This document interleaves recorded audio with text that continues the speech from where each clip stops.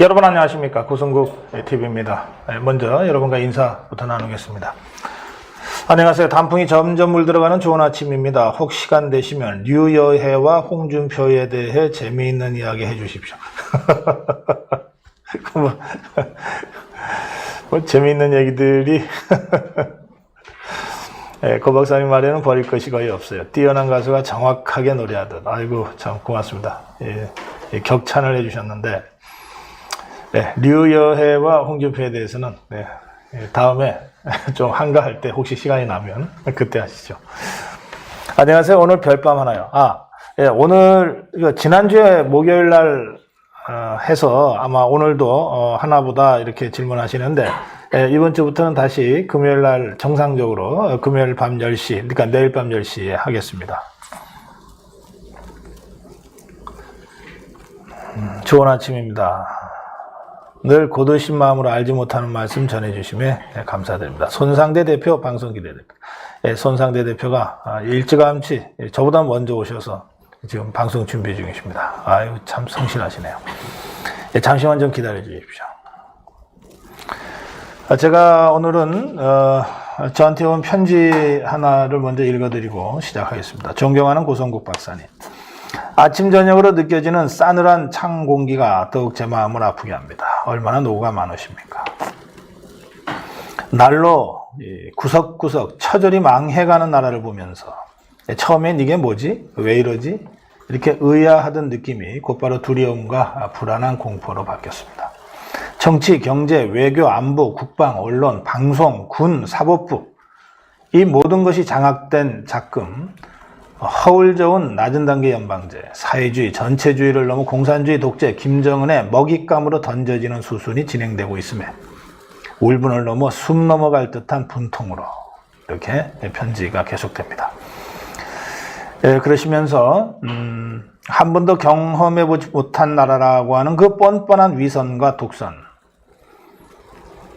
두려움과 공포에 떨고 있던 우매한 민초들을 구국을 위한 기도와 투쟁 실천으로 설득 깨우쳐 주심에 그래서 정당과는 일면식도 없이 평생을 소박하게 열심히 살아온 민초로서 브레이크 없이 베네수엘라행 열차로 치닫는 우리 현실에 잠을 설치며 유튜브를 더듬고 있다고요.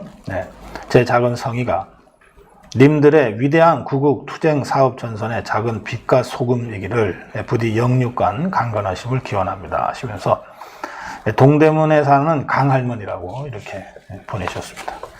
이 아주 깨알같이 보통 할머니 좀 연세 있으신 분들은 직접 쓰시는데 이렇게 또박또박 이렇게 타자 치듯이 컴퓨터로 해서 저한테 갖고 오셨습니다. 고맙습니다. 고맙습니다. 제가 이 편지 오래 간직하겠습니다. 아직도 광고를 받아 수익이 나지 않는 상황인가요? 혹시 몰라서 끝까지 보고 있습니다. 광고 수익 제한은 아예 한 푼도 안 될 때도 있고, 원래 광고가 100원인데 광고료가 100원일 때 한 10원, 20원 정도만 배당하는 이런 수익 감소도 있고, 이 비율을 자기들 마음대로 막 정하기 때문에 저희도 잘 모르겠습니다. 그리고 여러분들 입장에서는 어느 동영상이 광고 제한되고 있는지 안 됐는지를 아시지 못하잖아요. 요즘은 저희들이 광고 제한이 막 시작됐을 때는 하나하나 알려드렸는데 요즘은 거의 대부분의 동영상이 광고 제한이 영상 올리자마자 편집해서 올리자마자 노란 딱지가 붙기 때문에 일일이 그걸 알려드리지 못하고 있습니다. 그냥 그러려니 하시고 그래도 광고는 다 봐주시는 게 좋겠습니다.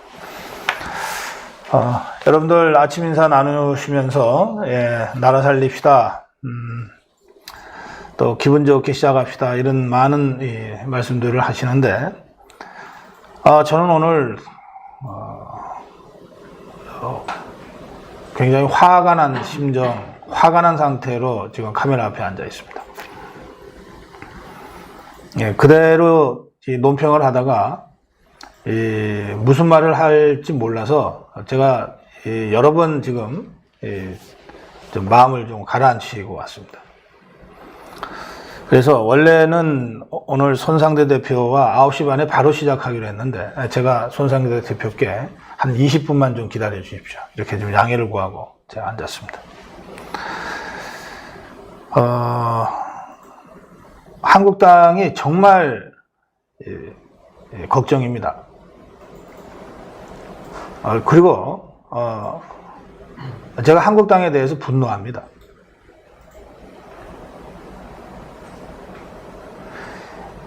이대로 가면 다 이긴 선거 다시 놓칠 수 있습니다.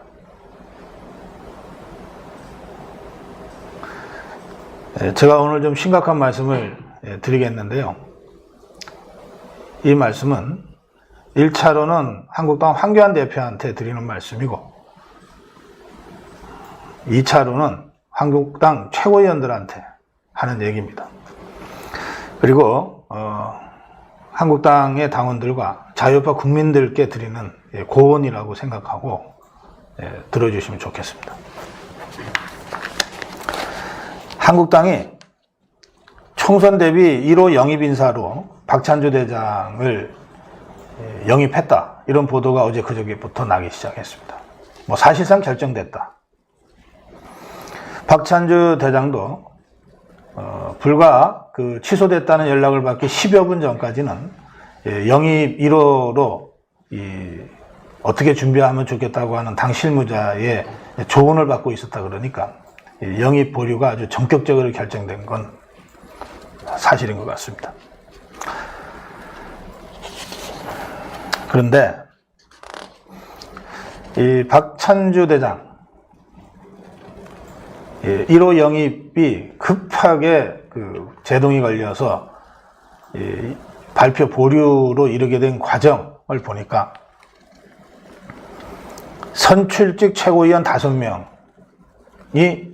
황교안 대표한테 강력하게 박찬주 대장 영입을 반대해서 그랬다는 겁니다. 이 선출직 최고위원 5명, 이 사람들이 박찬주 대장 영입을 반대한 이유는 이 공관병들에 대한 갑질 논란이 있는 박찬주 대장을 영입할 경우에 이런 문제에 매우 민감할 수 있는 2030 청년 세대들을 자극해서 당에 부담을 줄 수 있어서였다고 합니다. 자, 이제 따져보겠습니다. 박찬주 전 사령관, 박찬주 대장은 2017년 7월 말 문재인 정부가 정권 잡고 그리고 불과 2달 후에 첫 번째 정치보복 타겟으로 여론재판에 몰리기 시작했습니다.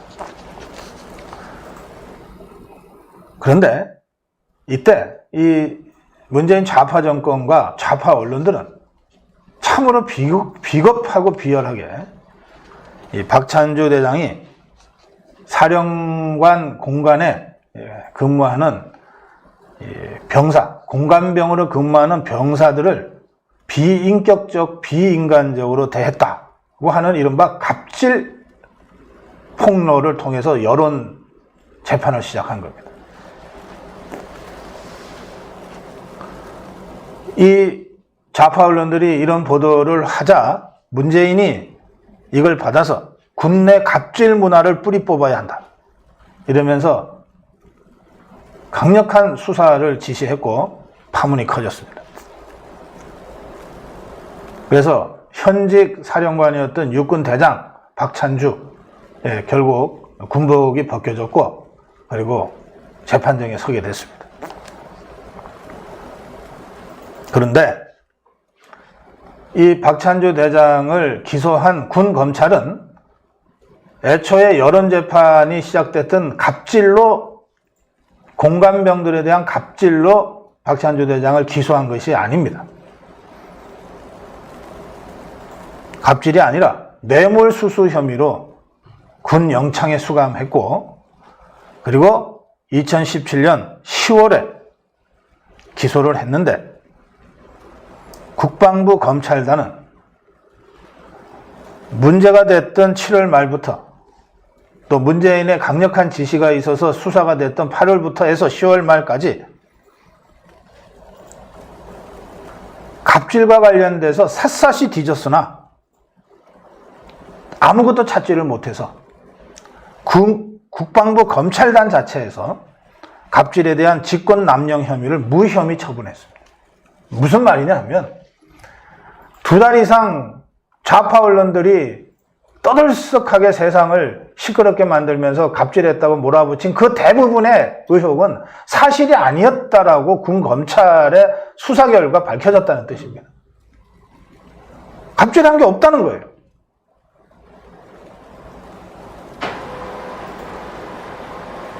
그런데도 박찬주 대장은 결국은 군복을 벗고 전역을 했습니다. 그리고 지난 4월 말에 별건으로 기소된 뇌물수수 사건 관련해서 2심 재판에서 무죄를 선고받았어요. 2심 재판에서 무죄를 선고받았어요. 다만 이 부하의 보직 청탁과 관련된 부정청탁금지법, 이른바 김영란법 위반 혐의로 벌금 400만 원을 형을 받았습니다. 이야말로 별건의 별건인 거죠. 그리고 재판이 아직 종결되지 않았습니다. 그런데 박찬주 대장은 자신이 이 좌파 정권에 의해서 군복이 벗겨진 시점이 2017년 8월 9일자인데 이게 대법원 판결로 8월 9일자다라고 하는 판결이 나왔는데, 그러면 민간인인데 8월 9일부터, 그런데 군검찰은 10월 달에 민간인인 자신을 군사법원에 기소를 했기 때문에 헌법 27조에 충돌한다면서 위헌법률 심판 제정 심판을 청구한 상태입니다. 자, 우선 전혀 하지도 않은 갑질 때문에 2달 가까이 문재인과 좌파들로부터 일제히 공격을 받고 모든 언론에 의해서 매도당했는데 막상 재판 과정에서는 이것은 기소조차 되지 않았고, 뇌물수수 혐의로 재판을 받았는데 이것 또한 무죄로 났고 2심에서 별건의 별건인 김영란법 위반 혐의로 지금 400만 원을 받은 상태에서 지금 다투고 있는 상태입니다. 법률적으로. 그리고 2017년 8월 9일자로 민간인 신분이 됐는데도 군검찰은 2017년 10월 달에 군사법정에 박찬주 대장, 박찬주 씨죠. 민간인이 됐으니까. 를 기소한 겁니다. 이건 헌법 위반이다 라고 지금 헌법재판소에 소송이 청구되어 있는 상태입니다. 문재인 좌파 정권이 들어서서 이렇게 여론재판부터 먼저 당하고, 그리고 그것을 정당화하기 위한 사법적 재판들이 진행되어서 억울하게 당한 사람들이 한둘이 아닙니다. 박근혜 대통령이 우선 대표적인 사례죠. 수많은 장관, 국정원장들이 지금도 그 여론재판의 틀 속에 갇혀서 지금도 감옥에 있습니다. 너무너무 억울하고 분해서, 그리고 자신들에 대한 수사가, 자신에 대한 수사가 부하들에 대한 수사로까지 확산되는 것을 막기 위해서 이재수 사령관 같은 분은 스스로 몸을 던졌습니다. 박찬주 대장도 스스로 몸을 던져서 결백을 입증하고 싶은 생각이 들 정도의 고통스러운 시기를 의연하게 버텨내서 갑질 아예 기소조차 안 됐고 뇌물수수 무죄가 난 이런 상태입니다. 박찬주 대장은 저는 개인적으로 이 사람을 만나본 적도 없는데, 박찬주 대장은 그럼에도 불구하고 이와 같은 지난 2년여의 이 세월과 우리가 잘 알고 있는 그 사건만 보더라도 문재인 좌파 정권에 의해서 정치보복당한 대표적인 자유우파 인사입니다. 제가 이 박찬주 대장에 대해서는 한국당에서 이런저런 영입 논란이 있기 전에 제가 군에 있는 여러 선배들한테 박찬주 대장이 어떤 사람입니까? 라고 여러 번 여쭤본 적이 있습니다. 제가 들은 대답은 3가지입니다. 전차전에 있어서는 최고의 용장이다.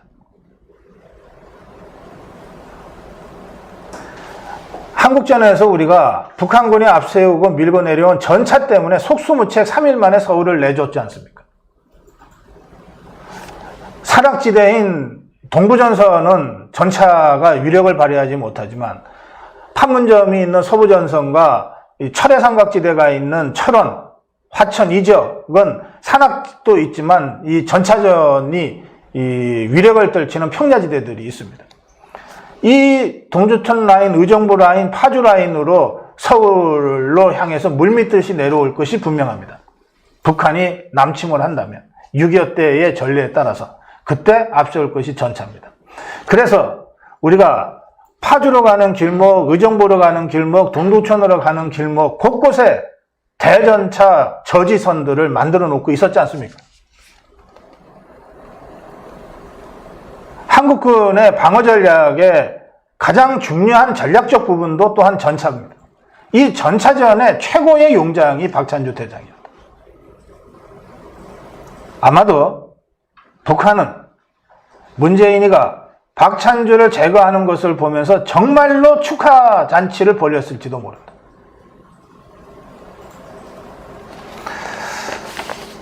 그 다음에 박찬주 대장이 합참에서 근무할 당시 박찬주 대장은 최고의 작전통 지장이었다.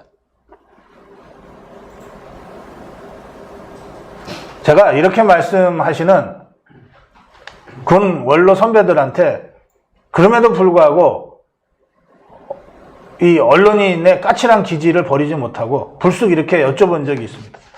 반론적 질문한 적이 있습니다. 아무리 뭐 전차전을 잘하고 아무리 작전통이라 하더라도 그 공감병들한테 갑질하는 그런 인격 갖고 무슨 장군을 합니까? 그랬어요. 그랬다가 제가 선배들한테 엄청 야단 맞았습니다. 고 박사, 자네가 박찬주를 단 한 번이라도 본 적이 있는가? 만난 적이 있는가?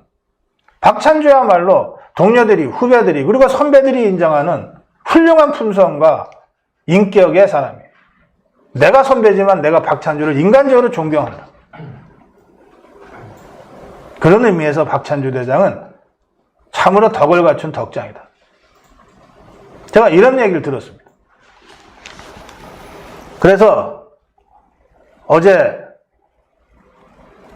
TV조선에서도, 그저께 TV조선에서도 박찬주 대장을 황교안 대표가 직접 지난 5월에 찾아서 만나서 설득을 해서 영입에 이르게 됐다고 하는 보도를 들으면서 황교안 대표 정말 잘했다.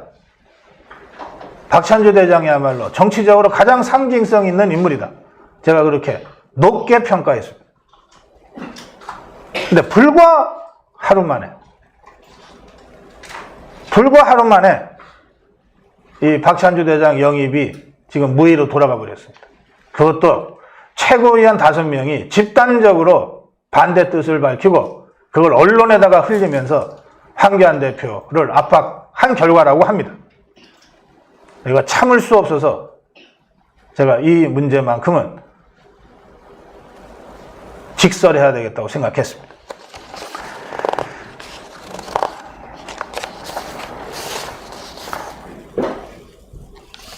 문재인 정부 들어 가장 상징적인 이 정치보복의 피해자이고 또 그래서 우리가 어떻게든 명예를 회복시키고 그의 역량을 발휘할 기회를 주어야 될 사람인 이 박찬주 대장을 반대한 5명의 최고위원들,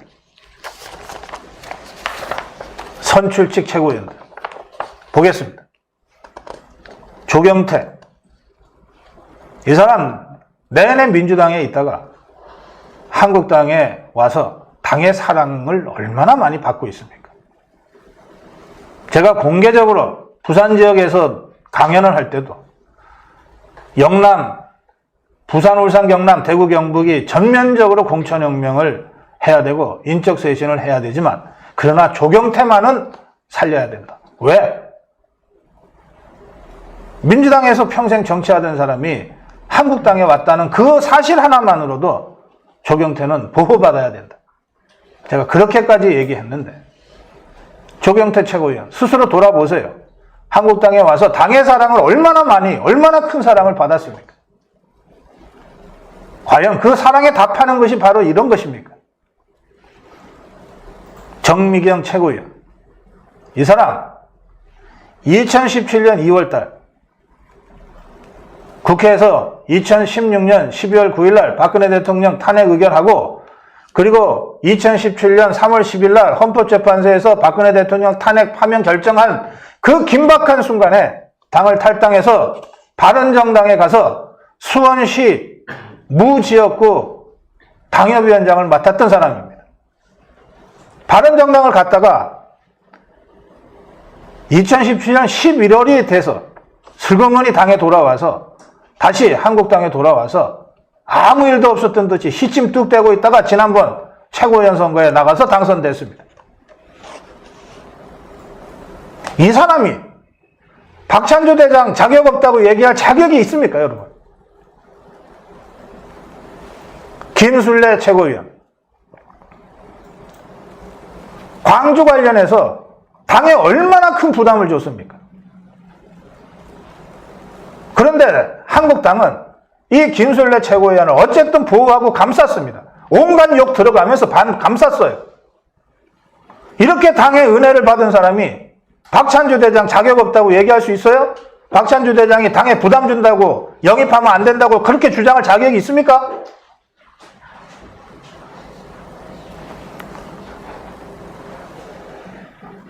김광림 최고위원. 당에 삼선하고 정책위의장하고 박근혜 정부 이명박 정부에서 장관하고, 이 사람이야말로 주는 것 없이 받기만 한 사람 아닙니까? 그런 사람이 이렇게 정치보복당하고 만신창이가 됐는데 이제 그것들이 다 무죄로 밝혀지고, 그래서 당대표가 직접 나서서 상고 초래하듯이 영입한 이 사람을 당에 부담 준다고 거부할 수 있습니까? 도대체 뭐 했는데, 김광림은 그동안 당을 위해서.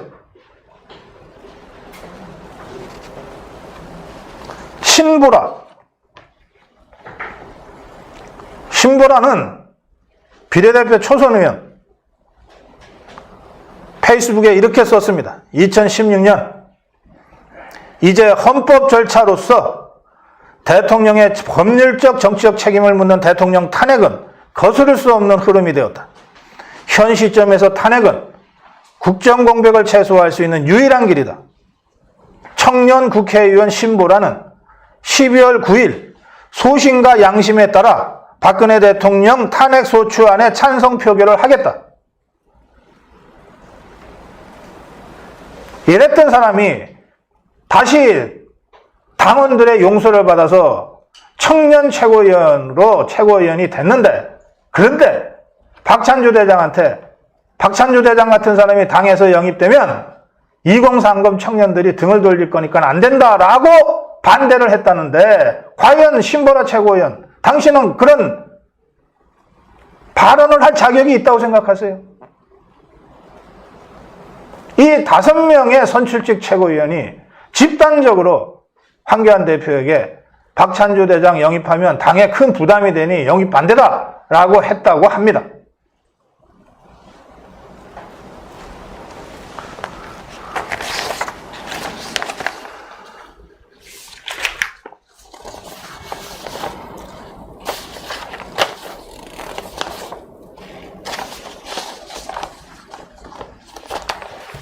박찬주 대장 영입 얘기가 나오자 많은 언론이 이렇게 갑질한 사람 영입해서 어쩌자는 것이냐라고 왜곡 보도를 했습니다. 갑질은 군 검찰, 대통령의 지시를 받아서 샅샅이 뒤졌던 군 검찰에서도 혐의가 없던 것으로 기소조차 안 된 거예요. 이것을 좌파들이 박찬주 갑질한 사람이라고 하는 프레임을 씌워서 한국당 이런 사람 영입한다는데 말이 되느냐라고 했어요. 자, 당이 뭘 해야 됩니까? 당이 박찬주 대장의 억울한 사정을 밝히고 그렇게 사실이 아닌 매도와 왜곡을 하는 언론과 맞싸워야 됩니까? 아니면 바로 그런 좌파 언론이 이끄는 대로 박찬주 영입하면 안 되겠네, 큰일 나겠네 해서 또 한 번 박찬주라는 사람을 죽여야 됩니까? 최고위원 선출직 5명이 황교안 대표, 나경원 원내대표와 같이 최고위원 회의를 하면서 토론한 것도 아니고, 황교안 대표, 나경원 원내대표가 문재인 그 모친상의 문상간 사이에 자기들끼리 모여서 반대 의견을 정리하고 그걸 통보하듯이 했대는데, 선출직 최고위원 5명, 지금 황교안 대표한테 집단 항명하는 겁니까?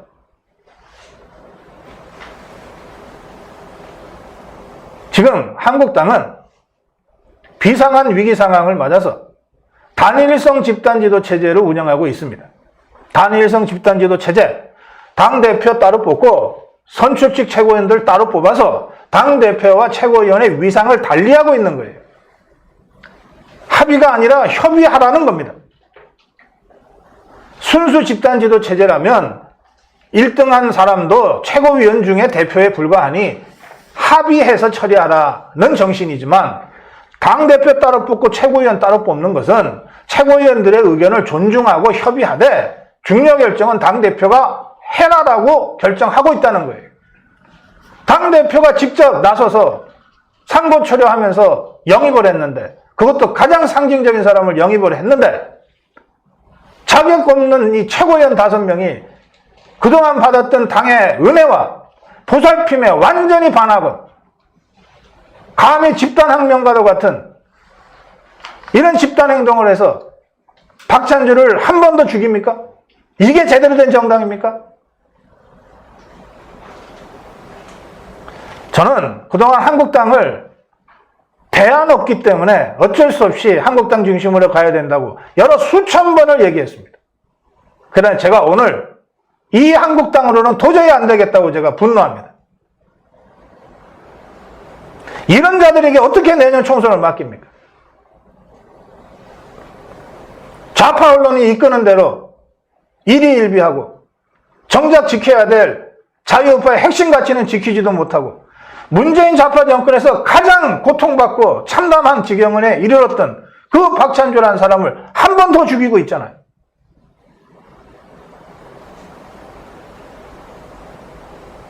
최고위원들이 아무리 그렇게 집단 행동을 해도 그걸 버텨내야 되는 게 대표입니다.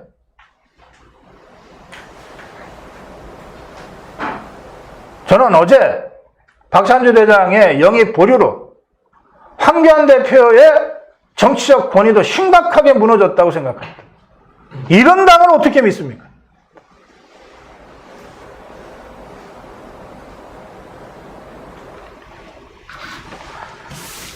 황교안 대표가 지금이라도 이 사태 수습을 위해서 적극 나서야 된다고 생각합니다. 그리고 제 심정 같아서는 이렇게 잘못된 행동을 집단적으로 항명 형태로 한 최고위원들 전원에 대한, 선출직 최고위원 전원에 대한 불신임 행동을 시작하고 싶습니다.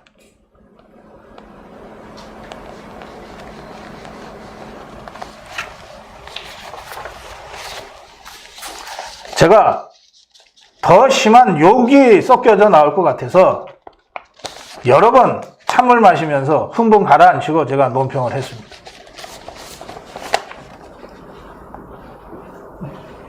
최고위원 5명에 대한 이 불신임 문제는 구체적으로 어떻게 행동할 것인지 제가 앞으로 좀 더 고민해서 여러분께 제 의견을 다시 전달하겠습니다. 박찬주 대장 힘내십시오. 이런다고 해서 당신에 대한 자유우파 국민들의 신뢰와 기대가 없어지는 것이 아닙니다. 잘 버텨주시기 바랍니다.